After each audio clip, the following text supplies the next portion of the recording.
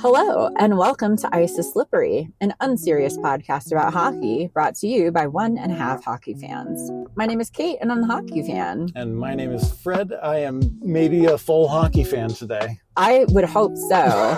It's been a very exciting day for Kate and Fred. Yes. So this podcast can be a little different today. We're currently coming to you live from the Ball Arena parking lot. Yes. Where we're trapped behind a bunch of cars because we just saw the Stars play the Avalanche. Yep. It was Fred's first NHL game. First NHL game in Denver. Currently, trapped in the parking lot between all the trucks. We decided to wait a little bit, which may have been a bad idea.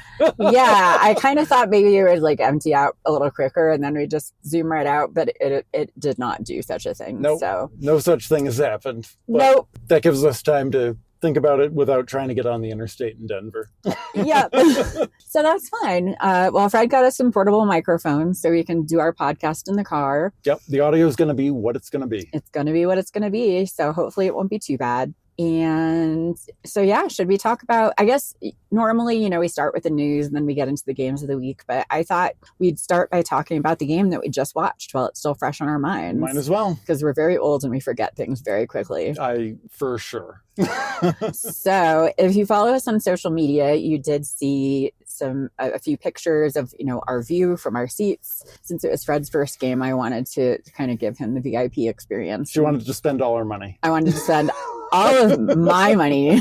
It was my freelance money on really good tickets, and they were the best tickets I've ever had, and certainly really good tickets. So we were what, 1.5 arm lengths from the back of Pete's head? Yes, we were basically 2 rows behind the players' bench, the Dallas Stars bench, which was a great perspective, very unique and cool. We were right by the tunnel where the players come in and out. I mean, we could see the individual pores on players' faces. Yep. It was wild. I could clearly make out the bags under Rope Hintz's eyes. I think they might have been bruises from getting caught in the face of the puck, but that checks out. But he looked like a tired man. I could see the scar on Mason Marchman's face from one of the many times he's been hit in the face with a puck. Yep. We get hit in the face with a lot of pucks on the Dallas Stars. Yeah, thought it happened again today to Cale Makar. Yes, but we'll get into that in a little bit. Sure. So the game today, it was kind of a slow start for the Stars.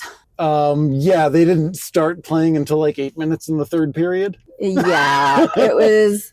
I mean, we could see, because we were so close, how tired they were. Very tired.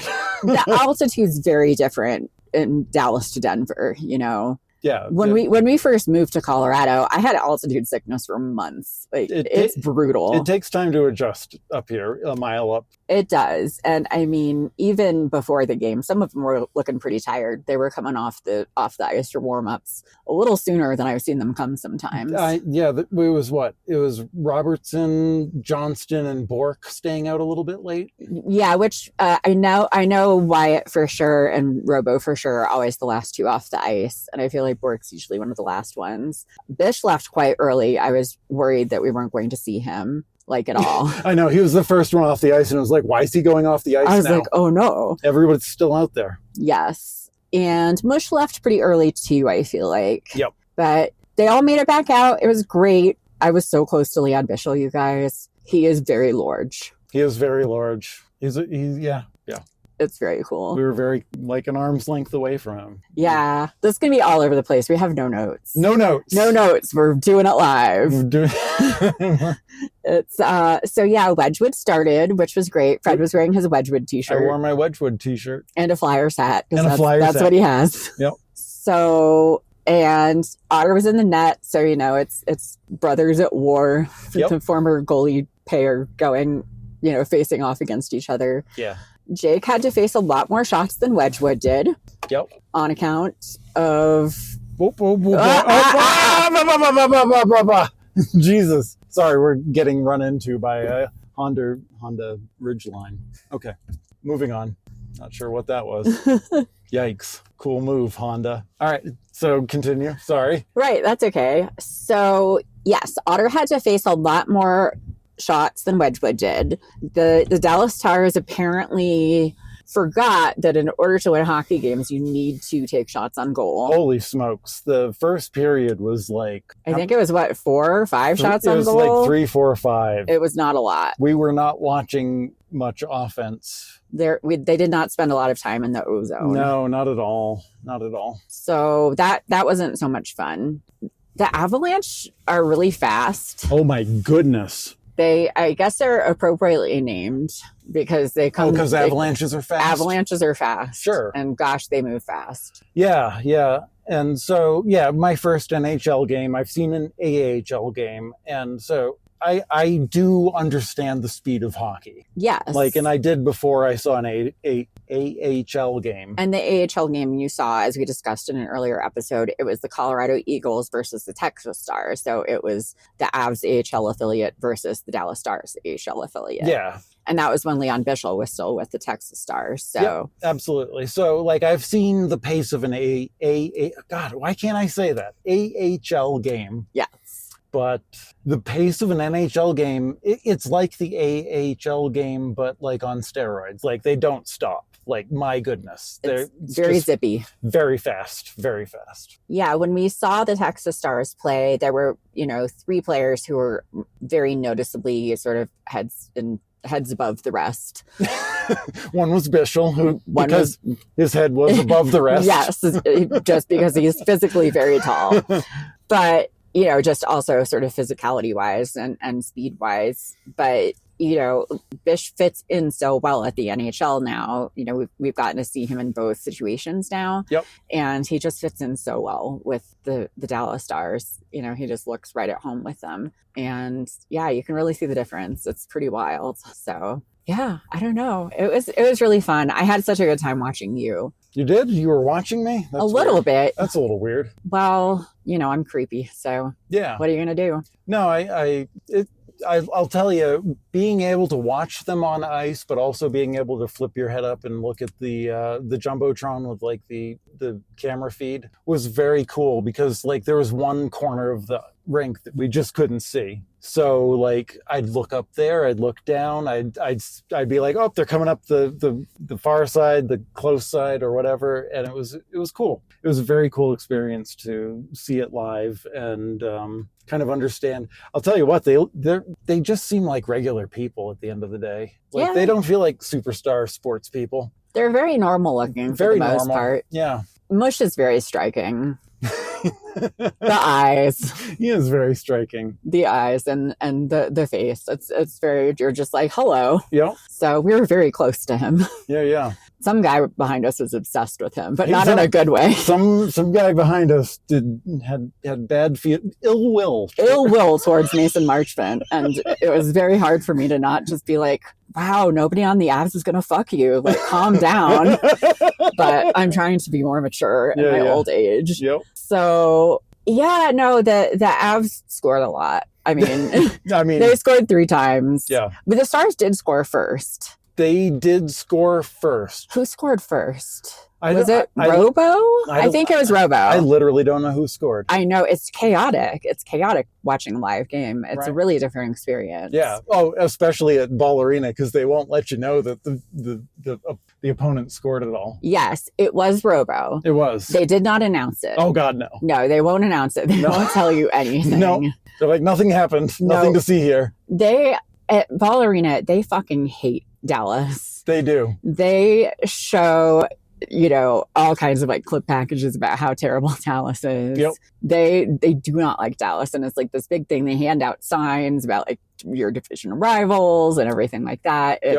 They take it very, very seriously. Yeah, they hyped up the division rivalry on the Jumbotron there. Yeah, they did talk about how they were going to have sort of like a clip package, a video package about Mikko Rantanen. But then they didn't at the beginning of the game. Instead, it was a 1,000 point ceremony about Nate McKinnon. Yeah. And then they did, during a TV timeout, do a very brief video package about Mikko Rantanen, just like during a commercial break. Very, very brief. Didn't announce ahead of time they were going to do it. They just kind of put it on the screen. I tuned in late to that because I was doing something else. There was zero fanfare. Yeah. They didn't. I don't even think they like cut to him on the bench really or anything. No, it was just like, hey, there was a guy who used to play for us. I don't know what happened to that guy, but there he was. There were some boos from the audience, but not that many. I would say it was even. It didn't feel at the end of the day like more boos than cheers. There were plenty of cheers. You could too. tell there's still a lot of people there that absolutely adore him. I was right behind him and yelled woo really loudly. So don't worry. I'm sure I protected him from any boos. Yep. Yeah, you fixed it. I fixed it. It's, again, that mom instinct coming out. Yep. So, yeah. So Robo scored first, I believe, in the first period. And then I believe Colorado tied it up in the first period. Okay. Again, we're pocket doing it, no notes. Yeah, you did not take notes during this game. I did not. I had my phone away pretty much the whole time. And you can't look at the highlight reel yet. I can't. So, and then not that there were many highlights. Not that they're not on the Dallas side. On the Dallas side. So there were some shenanigans. There was one point where Cale Makar went down on the ice, and I was positive he had gotten hit in the face with the puck. But then they showed the replay, and notorious goon Jason Robertson had cross-checked him in the face. Oh my God, he messed up Makar. He messed him up, and people were furious. Like, people were like, "You better fucking watch out, Jason Robertson. Yeah. You're gonna get fucked up." Spoiler alert, he did not get fucked up. Nobody did anything to him. Nobody did a thing. I did say, okay, well, watch out. Now we're going to get a makeup call because the refs didn't call anything. You called the makeup call. Yes. And the refs did get very booed after that because I think then they went to a TV timeout. And then just the loudest, most precise refs you suck chant. I mean, perfect unison. It was incredible. Man, look at that legend in the parking lot. Oh, yeah. Some guy just zoomed right across. He was just zooming into the horizon. Can he get out that way? I guess he's going to find out. I guess he's going to find out anyway. Anyway. The rest of us are just going to follow the traffic. Everyone really likes this line more. Apparently. I'm just going to carry on. We're recording a podcast. We don't care. That's fine. We'll take our We're time. not in a hurry. Also, Denver's real stressful to drive in. So yes, I'm impressed that you're driving while talking. I can't talk and drive at the same time. I can.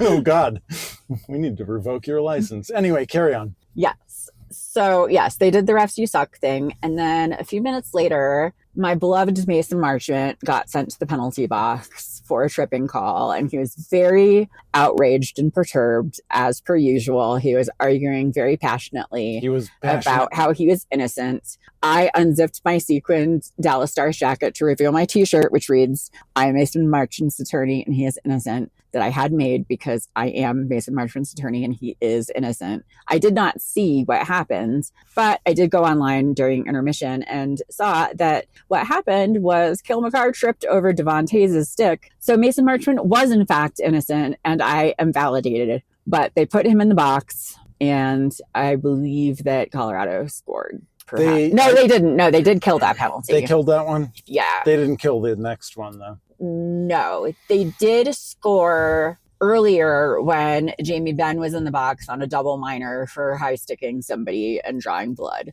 as he does. Yeah, that wasn't ideal, was it? It wasn't. So yeah, again, this is not in any kind of order. This is just me spitting facts off the dome. Off the dome. Yeah, so I don't know. It was fun. It was all over the place. We luckily were kind of sitting near several Stars fans, which was fun. Yep.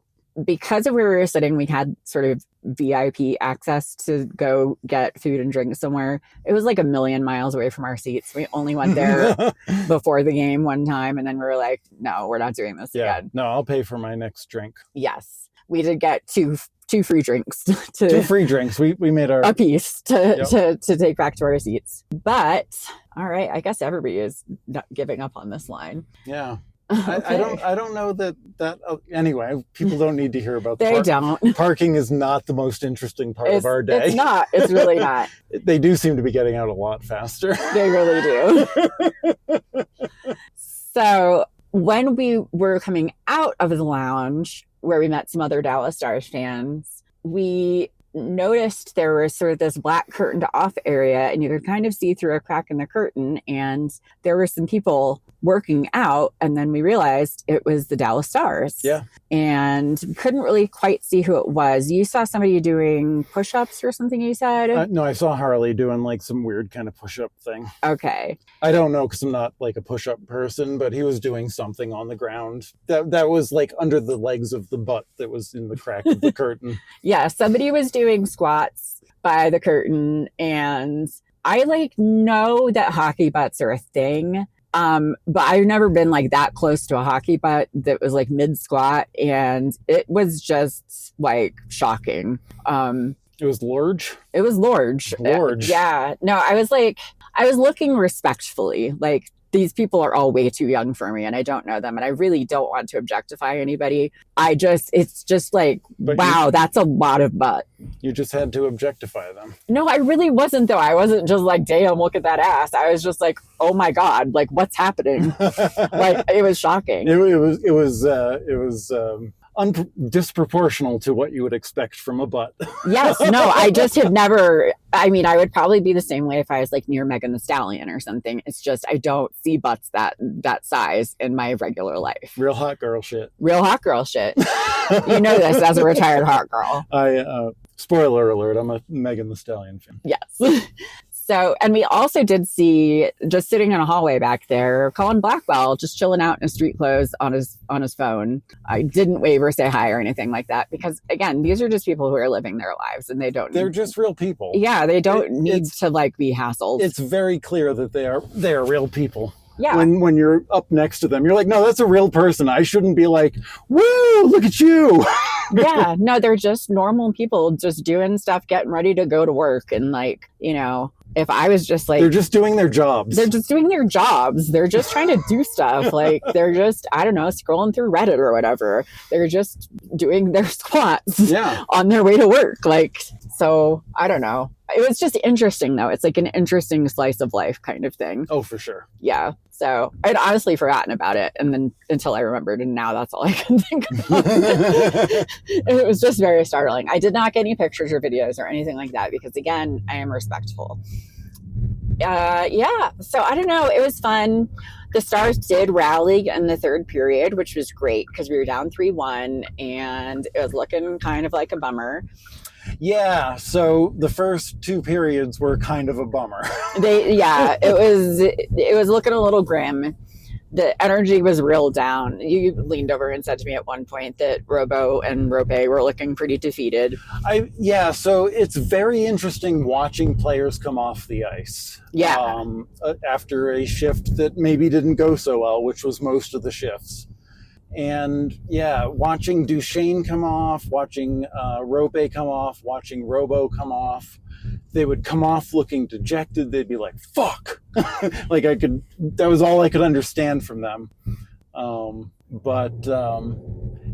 was very, very interesting. Like, ooh, that didn't work out the way they wanted it to. And there was a lot of that kind of vibe for the first two periods. Especially sort of even midway through the third, because it was kind of getting down to the wire and they were looking more and more frustrated. They were definitely frustrated, yeah.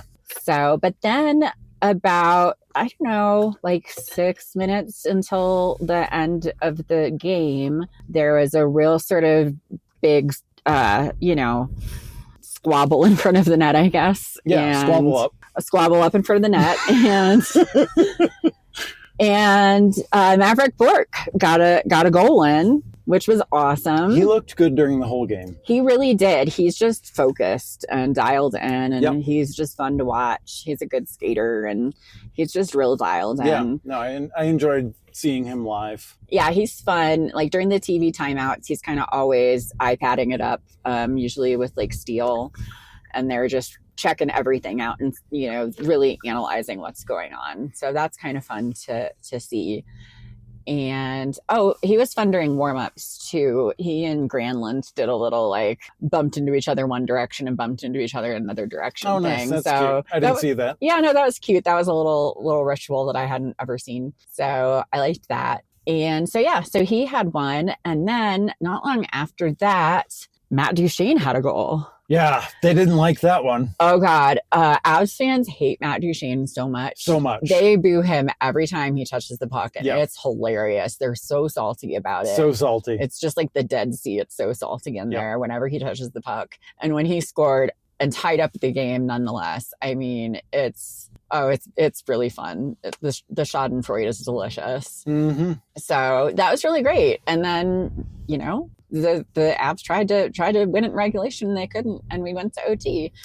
And then, but the Avs won. But we got a point, and that's what really matters. Does it? Yeah. You got a point. Oh, I'm just going to stop here. Yeah, good call. Sorry, I'm talking out loud about driving. Yeah. Sorry, everybody. This is wild. Yeah.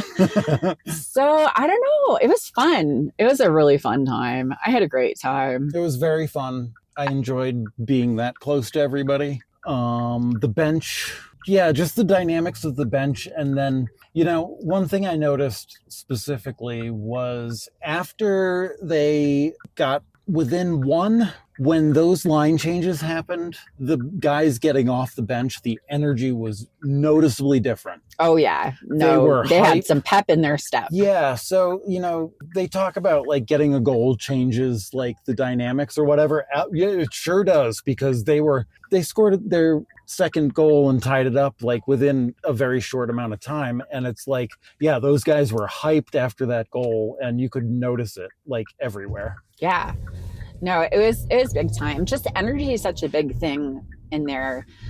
Really, every time the Avalanche scored, you could feel right before it happens. Like you always knew like a second before the goal went in that it was going to happen. You can feel like the air go out of the room. Like, it's crazy. Yeah. And so that's definitely interesting. But I mean, you can feel it with the Stars too. It's just like every time a goal is going to happen, you just know. It's so weird, and it's hard to explain. But no, you feel that at home where you're like, uh-oh, and like it may or may not be that situation, but like you feel it so intensely. The uh-oh is a lot different in person, where you're like, uh-oh, that doesn't feel good at all. Oh, and they scored. and I've been to games before, and I've experienced it to some extent, but I don't think I've ever experienced it so strongly. And I don't know, maybe it's just like the proximity to the players that we had or something, but it was nuts. Yep. At one point during the game, like Pete was leaning over and whispering to one of the other coaches, and we're like, what's happening? What is he saying? Like, I know, I couldn't read his lips, but yeah, he was trying to hide his like whatever he was saying. Yeah, from the TV. And we were like, what is it? He's probably like, fuck. I know. So that was really cool. Yeah, line changes were so interesting to watch. There were definitely times where we'd be like, oh God, they've been on the ice for a long time. Yeah, CC got stuck out there for like a hot 3 minutes or something. Oh God, and you would see him like trying to make it toward, head towards the bench, and then wouldn't clear the puck, and then he'd be like, fuck, and he'd have to stay out there. Yep. And he was so relieved when he got off the ice. Come on. And you could always tell who was like itching to go out on the ice. Like there was one point where was it Dodonov who was like up, like he had his leg up on. He was ready to go. He had his like hands and one leg up, and he was just like, as soon as somebody comes, I'm gonna launch myself out there. Like he was ready for it. Mm-hmm. So I don't know. It just really said a lot about him. And it's kind of, I think, why he's always the one who's getting the puck and going to the other end and making all those chances. He's just like hungry all the time. Like he's like, I'm not even on the ice and I'm ready to score. Yeah. So really cool. I don't know. I had a great time. It was so much fun. It was really fun to get to go with you, because I pretty much go to games by myself usually. So. Well, yeah. No, it was a great time. I thought we crushed first intermission with our strategy and our bathroom breaks and everything. And second intermission was great. The churros there are fantastic. Oh yeah, highly recommend the churros at Ballerina if you ever get a chance to go. They're bomb. Yep, they nailed the churros. The VIP package that we apparently got from our tickets was kind of neat. We got in through the massive crowds like in a second. Yes, we did not have to wait outside of the general entrance and the mass of people. So we got to sneak in the VIP entrance and get to our seats pretty early. we just stayed in our seats because we were so close to the ice. So we just sat in our seats for warm-ups. So we weren't right up against the glass, but we still had great view for warm-ups. Yep. And I did not have to stand for like a half hour to carve out a seat because there were definitely people who got there real early for the warm-ups this time around. Yeah. So, God, yeah. It was I mean, obviously, Mikko Rantanen coming back to this game was quite the thing. And there were a lot of signs and a lot of love for him and a lot of bummed out kind of like, ugh. Oh yeah, there was one lady who came and was camped out next to us for a while who ended up not actually sitting next to us. I don't even know how she got in. She must have known the security guard or something, but she was right by the tunnel and she was just there and she was like, I love you, Mikko. And then she was like, all right, bye. And left. She was just super bummed. Yeah. So that was real sad. But then there were like some people who were like, fuck you, Mikko. And I'm just like, the Avs have so many former Stars players and like none of us are salty about it. Like I know it's a little different circumstances. Yeah. But like, you know, they're just used to be on your team and they're not on your team anymore. Like, it's just the way the thing works. It just happens sometimes. Like, I mean, just fucking like go to therapy. Oh my God. But the Mikko Rantanen thing's a little different. I know it's a little different, but like, I don't care. Go to therapy anyway. Like, you need it. I do think, as much as we live in Colorado and there are Avalanche fans here, like they need to calm down a little bit. They're a little, I don't know how NHL fans are throughout the world or the country or both countries, but they seem a little extra here. Yeah. Which is indicative of like the broadcast. Like if you watch oh God, if you watch an Avalanche broadcast, we've talked before about how like it's a very Homer broadcast. Oh, for real. Yeah. So, you know, I knew that going in, but man, the vibes, I don't know, they're just a little off. And like you were saying, you need to go back to a Dallas game when like the Avalanche come and see if like maybe Dallas is like just the same to everybody. I don't know, but I mean, I just need to see if Dallas is like the same to the Avalanche because I don't even feel like Dallas was that way about Vegas when I saw them during the fucking playoffs. Right. Like, I don't feel like they were that salty about Vegas at the playoffs. Yeah. And I don't know, man. Every time I've seen Dallas at Ball Arena, which is 3 or 4 times now. Yeah. It's just excessive. Like, oh my God. Like, yeah, go to therapy. It's like, OMG, why are you so obsessed with me? Like, it's crazy. It's crazy. Like, they have flags printed out that are like, go Avs beat Stars. And it's like, okay, why do you just have that around for like the 2 times a year we're here? Like, right. Calm down. Oh my God. Yep. So, I don't know. But I mean, I get it. I do imagine that like going to Boston's like that or going to Toronto's like that. Like but yeah, I don't know. I get it like with like a college football rivalry or something, but it's the NHL has like 32 teams right now. I mean, it just is a lot. It's a lot. It's a lot. It's a lot. Yeah. So, but it wasn't as bad as I was thinking it was going to be. So that works out well for me. I was like, nobody tried to kick my ass this time. Yeah, there's no threats of ass kicking. Nobody heckled you.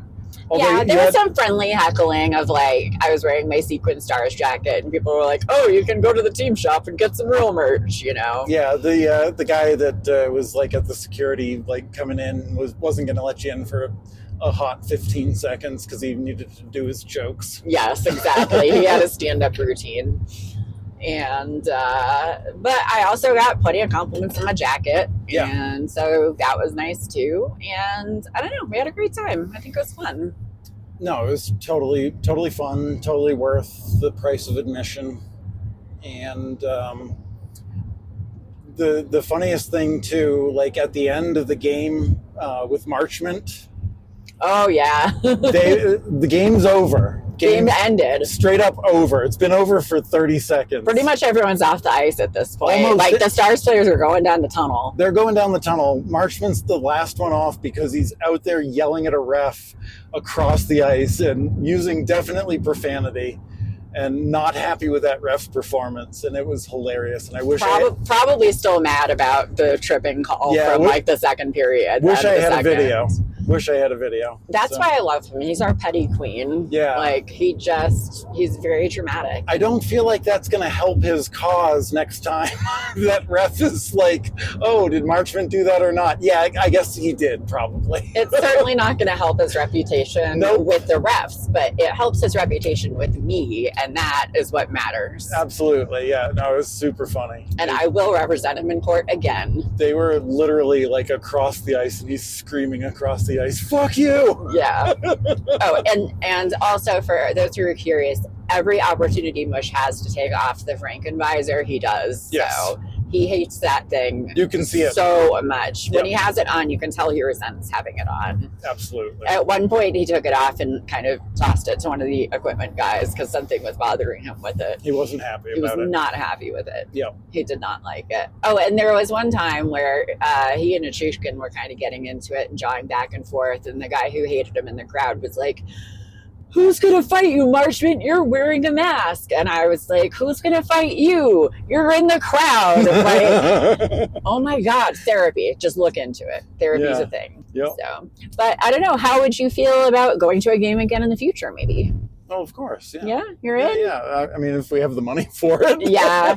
No, we won't always do that kind of ticket experience. We'll definitely, we'll do the cheap seats next time. But Yeah. I'm glad we had that experience. I'm glad we went all out for your first time, and I had such a good time. No, it was super fun. Being right behind the bench was really neat.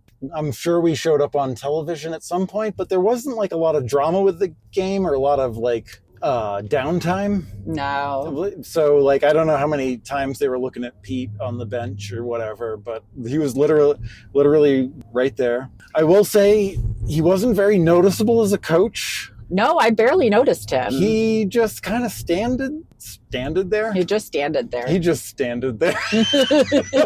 Which, you don't want to get too high, you don't want to get too low, I guess. You sure don't. Sometimes you just want to stand it there. And he certainly did not get too high or too low. He didn't get anywhere. Yep. And then we got to see Steve Spott up close. Yeah, we sure did. And he was there. He sure was.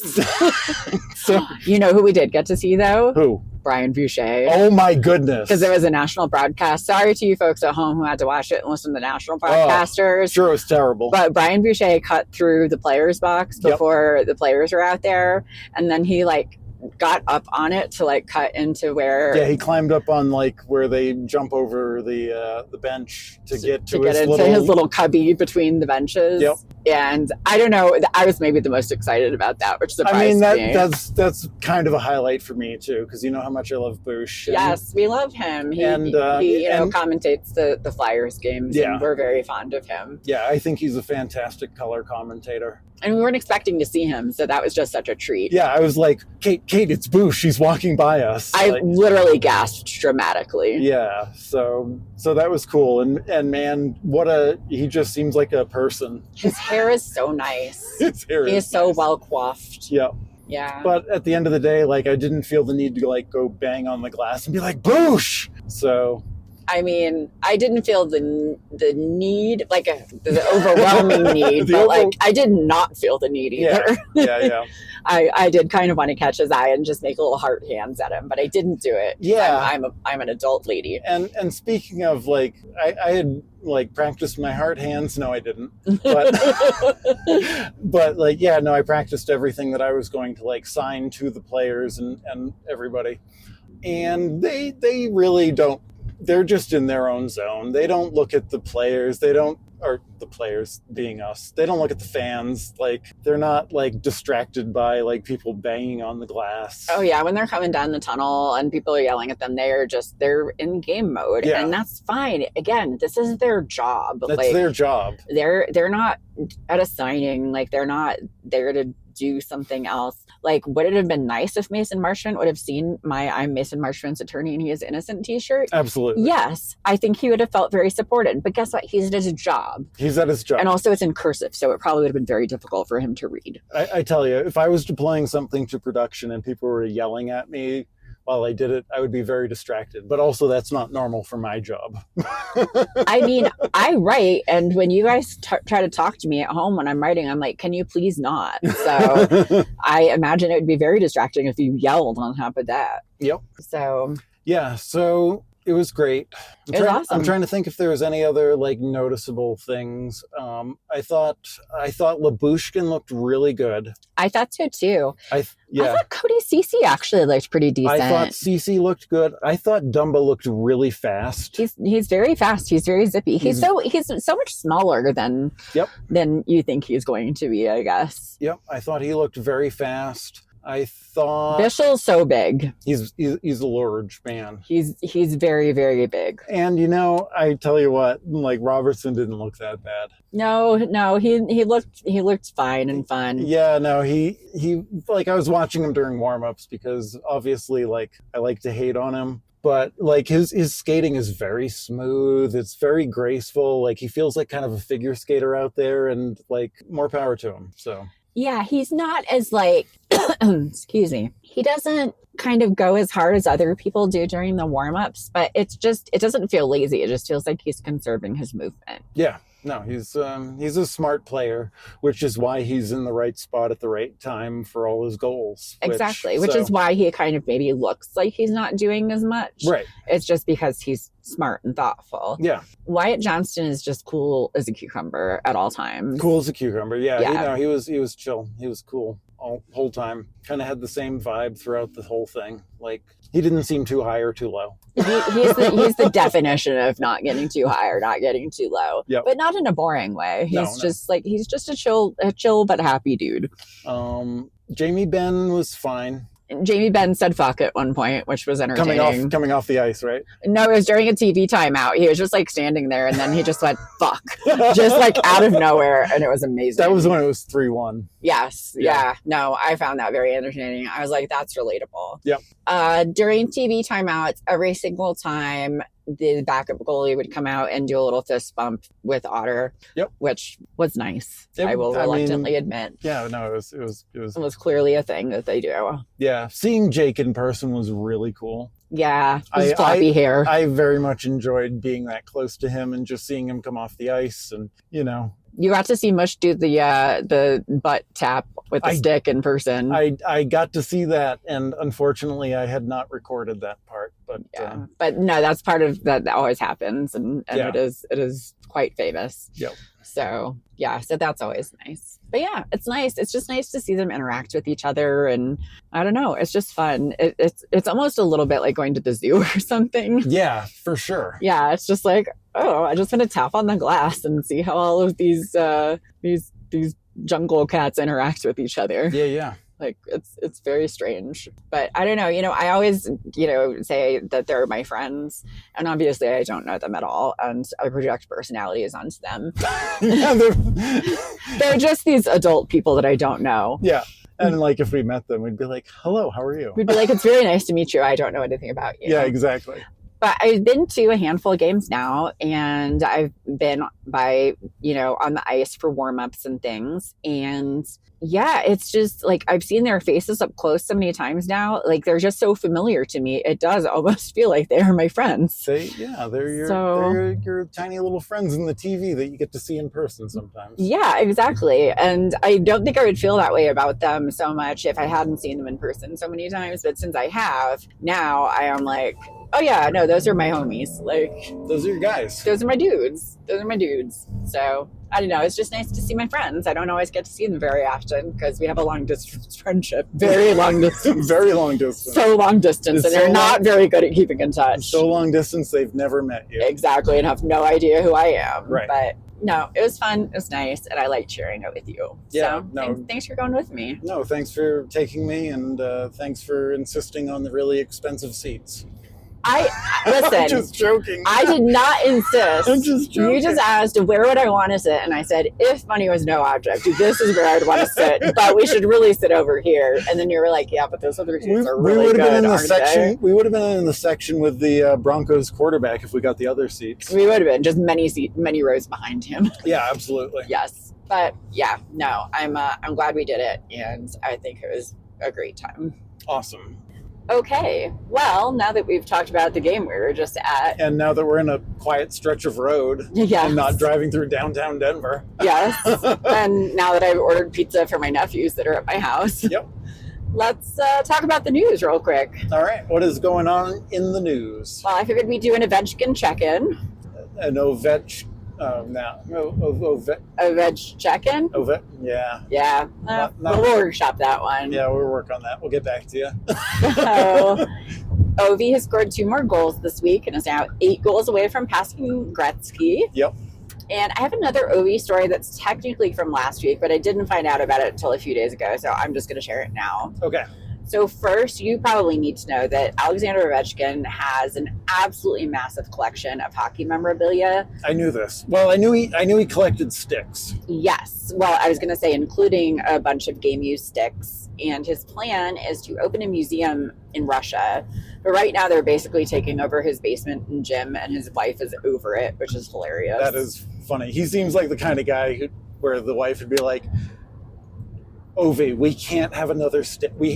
He's like, just one more. Just one more. And she's like, it's not going to be one more.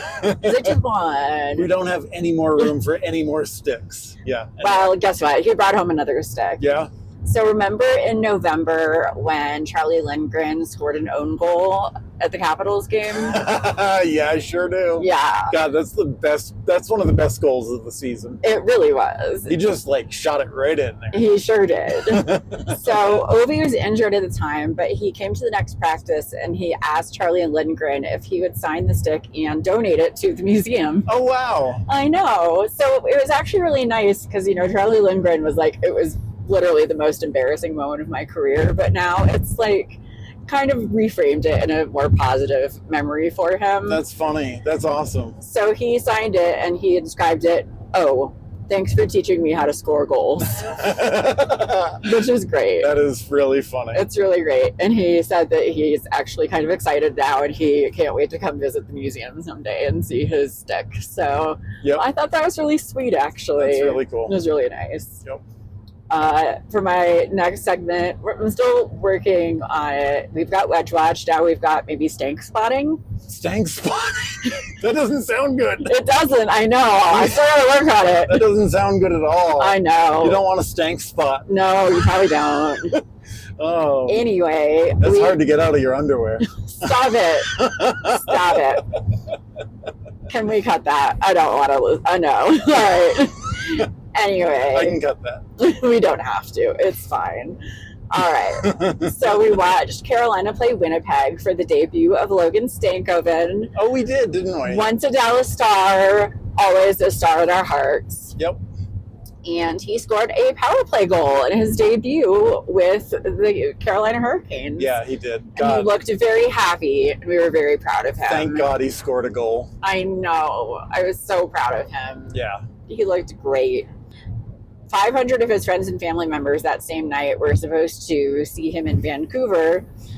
Right, which I think we mentioned, right? Yes, we did mention that. 500 or 200? 500. It was 500? It ended up being 500. 200 was what it said. It was actually 500. Oh my God. Although Logan has now said, he doesn't know that many of them. It's more his family, family friends and things. Oh, yeah. He's like, it's really more my parents' friends. And I'm like, that's still a lot of people. I do not know 500 people. No, he was on a podcast, and the guy on the podcast was like, you can never get married because, it's going to be so expensive. Yeah, right? But he said it's just, a lot of people from his hometown who have supported his career the whole time. That's awesome. Well, even though he got traded, about 400 of them still made the 3.5-hour trip from Kamloops.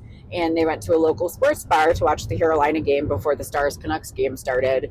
And they got to cheer for Logan when he scored his first goal. Yeah. So there's a little video of that on the internet, which is really cool. That is so cool. I don't even have that many LinkedIn connections. I think I maybe had that many Facebook friends at one point in time, but I have now culled that because I'm trying to minimize my online presence a little bit. Although I was never on a trajectory of being a professional sports athlete, so that is true. That's a very different vibe. Yeah, there's more people to be like, woo, I know that guy. There were some milestones in the NHL this week. Okay. As I mentioned earlier, Nate McKinnon hit 1,000 points Yeah. He did that on Monday. So he hit 1,000 points when he assisted on a goal, but then they called the goal back. So then he was back to 999 points. We were watching this. We were watching that game. Yeah, right. And then we stopped watching it, but he did end up getting more points that night. So he did get back to 1,000. Yep. And as a bonus, our friend Scott Wedgwood had a shutout. So good for him. Our friend Wedgwood. I did wave to him at one point. He didn't see me, but I just can't resist. I mean, he felt the vibes. He felt the vibes. He knew we were there. He's great. Yeah. So, and then on Wednesday, we had a new NHL record for the fastest OT goal scored, with Brandon Montour scoring less than 5 seconds into overtime. That was wild. That was crazy. Yeah. So that was in a Kraken game, and I can't remember who they were playing. They were playing somebody good. Somebody good, yeah. And that game was also memorable for Yanni Newman, who made his NHL debut, and he scored his first NHL goal in his first NHL game in front of his parents. Yes, you were telling me about that. Yeah, it was very cute. Yep. And yeah, we saw some of the post game of him. Oh no, we saw the post game of the defender kid who's the rookie that got beat on that face. Oh yes, Lane Hudson. So it was the Canadians. Okay, that's who they were playing. Yeah. Yeah, because he was just like yep, he cheated on that face off, but I got to be better. So I got to maybe pay attention to what's going on because that was on me. He was like, yep, that sucked. So on Thursday, Connor Bedard got a 10-minute game misconduct near the end of Chicago's 4-2 loss to the Sharks. So he got tripped and the call was missed and he was annoyed. And after the play, he yelled to the ref that it was a trip. So the ref came over and said something. And there's the guy, John Boy, who does the sports stuff and he does lip reading. And he broke it down. And basically, the ref had his back to the camera, so we didn't see what he said. Okay. So we couldn't see his mouth. But Bedard said, all right. And then he followed that up with, all right, buddy. And my interpretation, based on his face, was that he was maybe a little bratty when he said it. A little sarcastic, maybe? Yes. And then he made a face of disbelief because the ref went to the ice and announced that he had a 10-minute misconduct for abuse of an official. Yeah. So that's been that's been quite the topic, I believe. Well, yes, that was Thursday. Yeah. Then last night, Chicago played the Canucks, and Chicago lost 6-2. Jason Dickinson had a pretty nasty hit on Philip Hedl that went uncalled, and Hedl really struggled getting up and looked dazed, and he has a concussion history, so things were understandably heated. Yep. And about 4 Canucks players tangled with Bedard behind the net shortly after. Some Chicago players got involved. There was a scrum, and 4 players left the game with 10-minute misconducts, 2 from each team. One of them was Connor Bedard. Yep. So that was the second straight game where he got a 10-minute misconduct. Okay, that's the one I've heard a lot of, or seen a bunch of stuff because I was on YouTube earlier. And yeah, that is certainly the topic that he can't be controlled and he needs to get out of Chicago because he's so mad that he's just doing 10-minute misconducts. I mean, the first one was so just a huge overreaction by the ref. Yeah, right. And then the second one, I had the game on, but we had people over and it was muted, so I don't really know what happened. I do know that he chucked his helmet as he went down the tunnel, but then I read that he apparently went back and apologized to a member of the Chicago staff for chucking his helmet, which is actually very sweet. That is good. You don't want to, that's freaking out at a sales rep that has no control over whatever you're mad about. Exactly. Yeah. It's just like he's a customer service person. Right. You're just like, listen, I know it's not your fault and I'm sorry, but I'm very frustrated. So I'm trying not to yell at you. Yep. And they appreciate it when you don't yell at them. Exactly. Like the car rental guy when I didn't yell at him when he didn't give me a minivan and he gave us this car that we're driving right now. Exactly. You could tell he was like, oh boy, they didn't yell at me. That's awesome. Exactly, yeah. And that's probably why he was like, here, just take all these keys and go pick out which SUV you want instead. Yep. So that was great.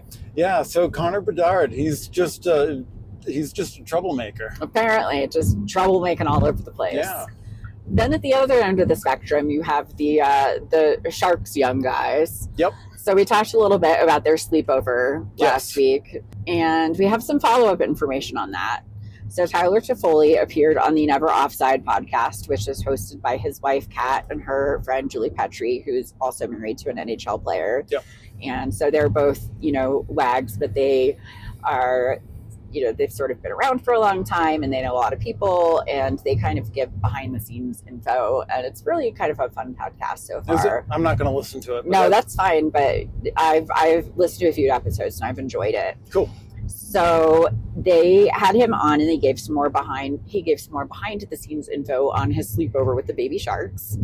So first they didn't plan to have him on the podcast, the first season, but after the sleepover photo blew up, they were like, well, we kind of have to now. Oh, right. Because they were trying to downplay the fact that my husband's well, they just were like, it just seemed too easy. Right, yeah. They're like, it was just kind of too much of a gimme. We've got other people we can talk to. Yeah. So he said as soon as he posted the photo, he knew it was going to be viral just because of the attention the two of them get. And when he posted it, he was actually in a hot tub with Will, and he was like, okay, I'm going to post it now. Get ready. He posted it while he was in a hot tub with Will. Okay. Yeah. Check. At a pool in Colorado. Yeah. God, I want to be on the Sharks. I know the Sharks sound like they're having a great time. It sounds like they're just having a blast. Yeah, they're just warming up for their Stanley Cup win. I know. They're just getting the vibes right, and then when they win, it's just everyone's gonna be excited for them. The vibes are good, yeah. And I think I talk about that later. Yeah. So the whole thing started on the bus from Toronto to Buffalo. They were playing a back-to-back, and it was faster to drive than to fly. And Tyler and Will were just chatting on the bus, talking about golf or something and laughing and goofing around. And then kind of out of nowhere, Will said, all right, if all three of us score tomorrow, you're sleeping over. And Tyler's response was, well, I'm not sleeping over. I'm 32 years old. That doesn't happen anymore. Right. Which, relatable. Yeah. I am also an old, and we don't do that. That's such a freshman in college thing. It really is. I don't even know if it is necessarily, because that wasn't my experience as a freshman in college. But it's a young person. That's a young person thing to come up with. Yeah. No, I mean, Will and Macklin both went to college for a year. So they did that, and then they went to the NHL. So they're still very much in their college boy phase. Yeah, yeah. So I just think it's funny. So anyway, yeah, he was like, nope, that's not going to happen. And Will said, nope, it's going to happen. I feel it. So cut to Buffalo. They all play really well. Will and Macklin both scored. And then with under a minute left, Tyler scored an empty net goal. And he went over to the bench to celebrate, not even realizing that all of them had scored at that point. And Will was on the bench going, sleep over. And Tyler was like, yeah, that's not happening. And then Julie, one of the podcast hosts, asked if he would have missed the empty net if he had realized. And he said he would have passed it just because it would have made them so mad. Yeah. Which is hilarious. He's like, no, of course I would have missed it, but I would have done that just solely to piss them off. Right. So then they all got on the plane after the game, and the coach comes up to Tyler and he goes, you have to sleep over. You know that, right? Which I feel like that means that Will and Macklin went to the coach with their sad puppy eyes. I'm like, coach. I mean, they probably did. What they should have done is just been chill about it, and they'd be like, oh yeah, no, we were talking with that, and this happened, and then yeah, I guess he's not gonna sleep over or whatever. But I'm sure they were just like, coach, look at me. He's not gonna sleep over with us. And he's like, what are you talking about? Yeah, no, I feel like they went with the sad puppy eyes and we're like, coach, we made a bet with Tyler, and if we won the bet, he was going to sleep over with us, but we won the bet. He said he's not going to, and we think it would be really good for team bonding, and we're very sad. And I think it's going to be bad for team bonding if he doesn't do that. And he was like, oh my God, I can't believe I have to deal with this nonsense. Yeah, right. He's like, Jesus Christ, this is my life. Yes, he's like, oh my God. But also he probably secretly thought it would be really funny to make Tyler Toffoli do this. Well, obviously if the vibes are like that on the team, the coach is in cahoots. Yes, of course. So they got into Colorado really late that night, and they got into their hotel room, and they got a roll-away bed for the room, and they all stayed up late talking until 3 or 4 a.m. like you do at a sleepover. Absolutely. And then Will rolled over and fell asleep in the span of about 5 seconds and immediately started snoring a little, which is the only reason that Tyler even realized he fell asleep so quickly. And Tyler was like, wait, what just happened? And Macklin laughed and was like, yeah, that's what he does, which makes me wonder how many times they've stayed up giggling only for Will to zonk out mid-sentence. Man. So funny. It's just so funny. Yeah. And again, I love that we're hearing about this. Yeah. I wish the Dallas Stars would do stuff like this and tell us about it, but they never will. No, So they'll never. That'll never happen. it never ever will. Yeah, and that's funny too, because like I was the kid at the sleepover that would stay up as long as everyone stayed up, but there was always like a kid that would just be like, I think I'm going to fall asleep, and then just pass out. And you'd be like, oh, I'm still awake, and I didn't know we were going to do that now. So anyway. Meanwhile, I was the kid at the sleepover who was like, ooh, what kind of books you got there? And I'd be in the corner reading all night. So I didn't get invited to many sleepovers. And that's fine. I didn't like it anyway. Yeah.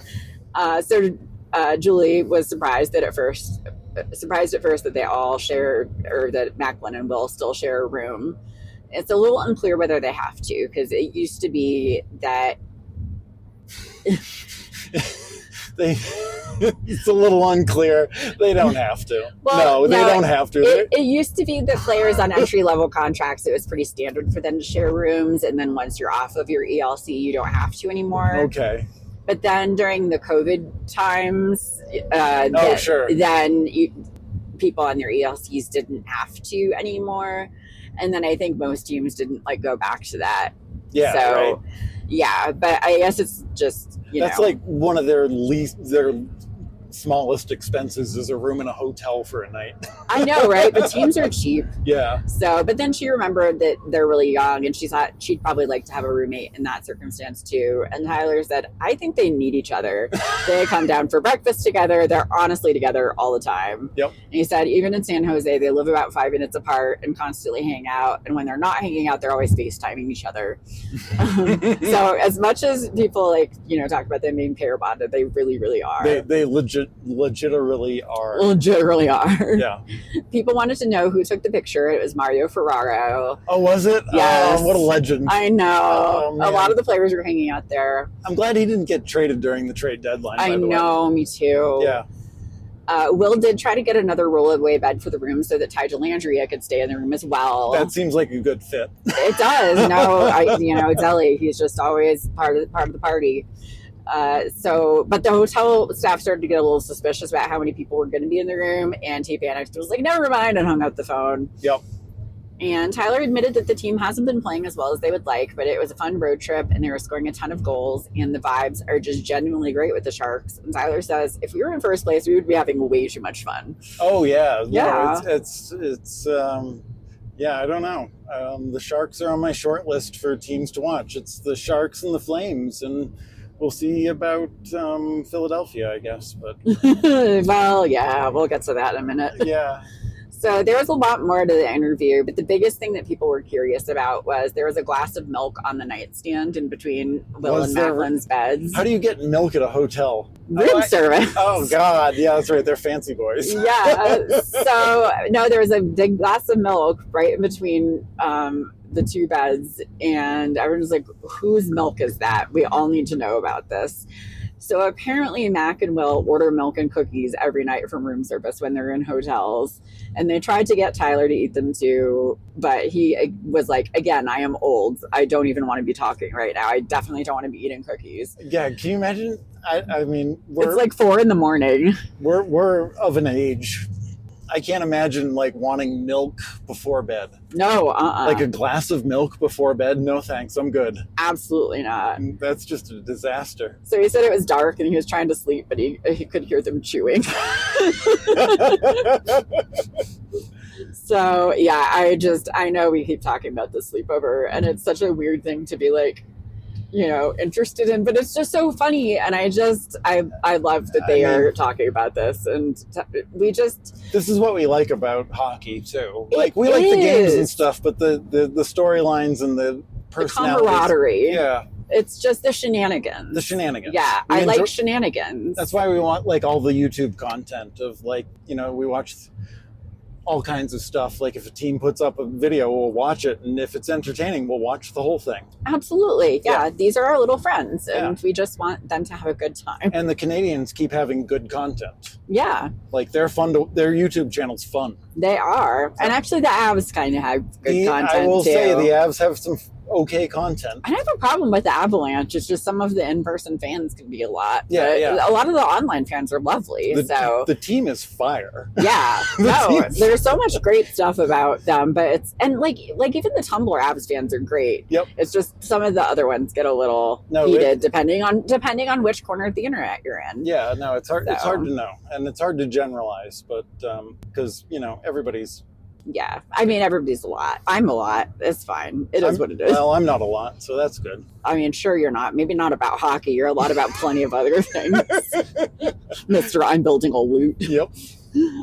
So let's touch base on our teams real quick. Okay. The Flyers continue to have some struggles. They had 3 games this week, and they got beat up pretty bad by the Senators and completely shut out by the Hurricanes. Logan Stankoven did score in that game, by the way, for the Hurricanes, but then they took it back for being offside, so that sucked. Oh, they didn't take it back for being Stankoven? No, they took it back for being offside. They're like, who scored? No, take it back. Yeah. He can't do that. No. So TK, Travis Konechny in particular, continues to struggle really hard. Oh, man, poor TK. I know. You can see it in his face. You can see it when he skates. Like, the dude is, yeah. Well, a reporter asked Torts about, whether maybe Travis Konechny is having a problem with overthinking. And he didn't even finish the question. Torts was like, yes, absolutely. Like, I keep telling him to stop thinking and just not think. Yeah. Because that's like his ongoing consistent problem is that he thinks too much and it's an issue. But he's just like all up in his head about it, and it's a huge problem. No, he's definitely gripping the stick too hard and overthinking. And I mean, at the end of the day, the team looks very different. They're playing very different, and I don't know. I feel like he's trying to figure out how to make it work, but like. I don't think it's going like I don't know. He just needs to focus on him and maybe I don't know. He had something that I think was a shootout goal where we all thought it went in, but it just like went off one bar, off the other bar, and back out. Like Torts thought that one went in. Yes, no, it was just horrible. I did too. He's cursed. He's got the Stankoven curse. Yeah, no, he's got the. I need to hire that Etsy, which one of my Tumblr people has hired to get people to stop hitting Dallas Stars in the face with pucks. Yeah, there are no pucks in the face today. Yes, just Jason Robertson's stick. Jason Robertson wrecking Cale Makar. Exactly. Noted goon, Jason Robertson. Noted goon. So there was a bit of a bright spot on Thursday for the Flyers when they beat the Lightning in a shootout. That was that game. So Bobby Brink scored twice during the game, and Paling scored a goal. Brink is looking great. He's been looking really good. I didn't know we were talking about the Flyers. I thought we were going to be like, and the Flyers played some games. I mean, we were. I said the Flyers continued to have some struggles. Oh, yeah. No, I thought that was all we were going to say. But yeah. Oh, yeah. No, this is it. This was just the bright spot. Yeah. Brink's been looking really fantastic. His confidence is doing great. Yeah. No, he's been really good. Yeah. So that game did go to a shootout, and Michkov scored during the shootout, and then Tippett clinched the win. Yeah. So that was a good thing. And then the rest of the games we don't need to get into. Oh, God, yeah. Just brutal. Just, like, absolutely brutal. Michkov is funny, though. The last game we saw, like, Michkov just wanted to fight everybody. And, yeah. God, I love his energy. Oh, he wanted to fight Stankoven. Yeah, he did. We didn't like that. We did not like that. Yeah, we're like, no. He was like, oh, you're in the rookie race, too? I'm going to fight you. He was like, oh, you're pretty small. You're smaller than me. Then I bet I could take you. And Stankoven wasn't having it. He was like, nuh-uh. Yeah, Stankoven's like, excuse me, do you know who I am? And the ref was like picking Mich up by like the scruff of his neck, like an angry little kitten, and was like, absolutely not. Yeah, Michkov is feral. He is very feral. And I enjoy that about him, quite honestly. Yeah. Just not when he's going after my stank, so... Anyway, phrasing, I know, whatever, I get it. Moving on. Let's talk about the Stars. All right. So Sunday, the Stars played the Canucks in Vancouver. The Stars did well. It was a nice sort of comeback after a loss against the Oilers. Yep. The first period was scoreless, but Thomas Harley opened the scoring in the second. Vancouver tied it up a good 6 minutes later, so we didn't immediately give up a goal, which was great progress. Yeah, 6 minutes, that's a long time between. I know, exactly. The next goal came from Mikael Granlund, who has been an assist machine since coming from the Sharks, but this was his first goal in his 13 games as a Star, so that was really great. Yeah. No, I enjoy him, I think. I'm good with him. I don't know if I enjoy him, but I'm good with him. He still hasn't made too much of an impression necessarily, but he's doing well. He's doing well, and I thought he looked great in Four Nations. For sure, yeah. No, he was fantastic. Yeah. So in the third period, we got a robo goal, and then Mikko Rantanen had his second goal in 2 games. Yep. And then, it was a very light week for the Stars. We just had 2 games. So we were technically on a road trip, but we had such a long gap between 2 games that we actually went home after the Vancouver game. Yeah. And then went back to Winnipeg because that was Sunday, and then we didn't play again until Friday. That's wild to just like bop down to Dallas from Winnipeg, right? Yeah, I mean, it might have been fun to hang out in Vancouver, I guess, but I guess nobody wanted to go to Winnipeg for 4 days, and I don't blame them. Yeah. So Friday, I had kind of a bad feeling going into this one because I found out that my sweet murder baby, Leon Bischel, didn't travel to Winnipeg with the team due to illness. He didn't feel good. He went to the barbecue. He had a tummy ache. So our defense, I don't know if he did have a tummy ache. But he didn't feel good. He just woke up not feeling good and he couldn't go. So our defense situation isn't great as it is, and we cannot afford to lose one of our more consistently reliable players. Yep.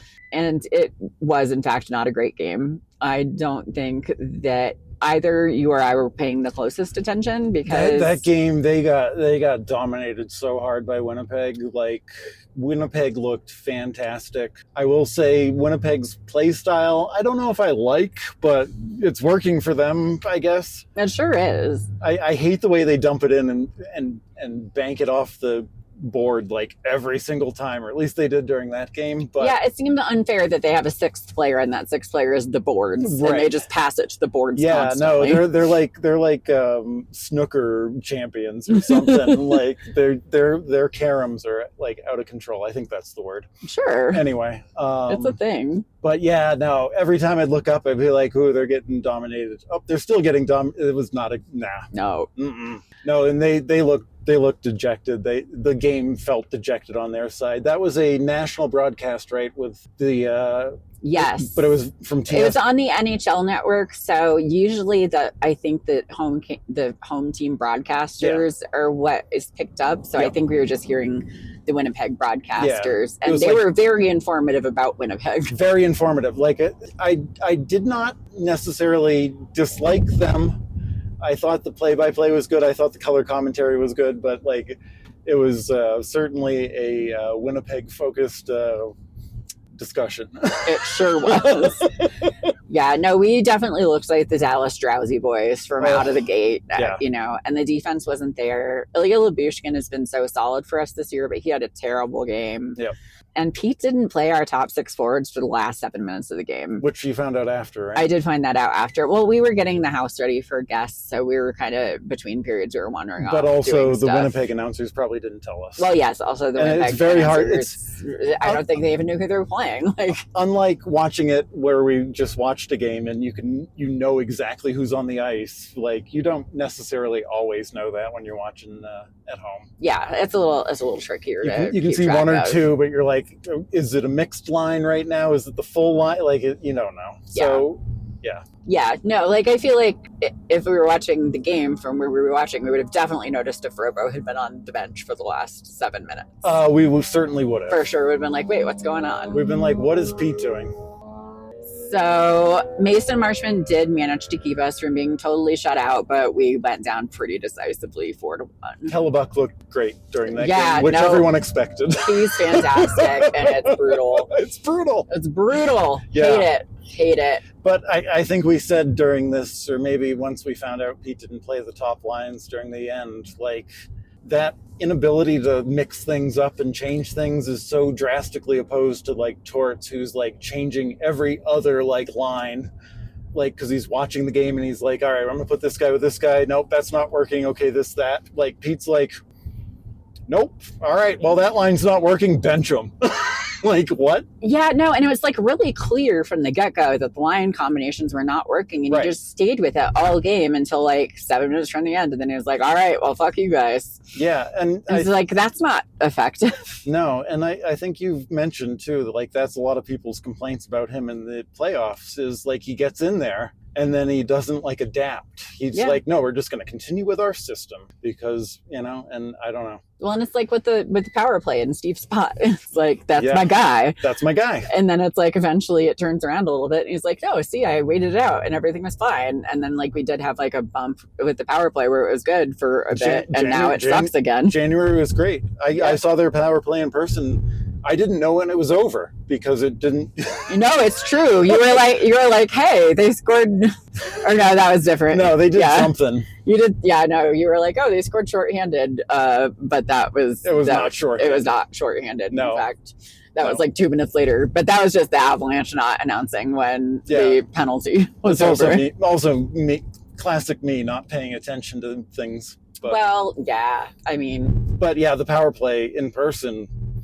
Uninspiring. It was uninspiring, yes. Yeah. And I will say Steve's spot started on the left of DeBoer, and by the end of the game, he was on the right side of him. So that's an interesting fact for people. Sure, we'll go with that.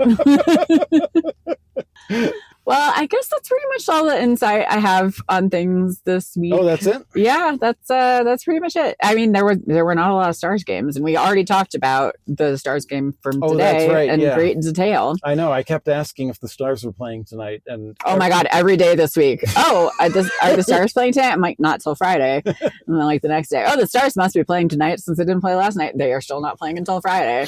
So you know, you got there eventually. I think by Thursday you were like, hey, I didn't ask if the Stars were playing tonight because it's not Friday. And I was like, yeah. Classic Fred. Yes.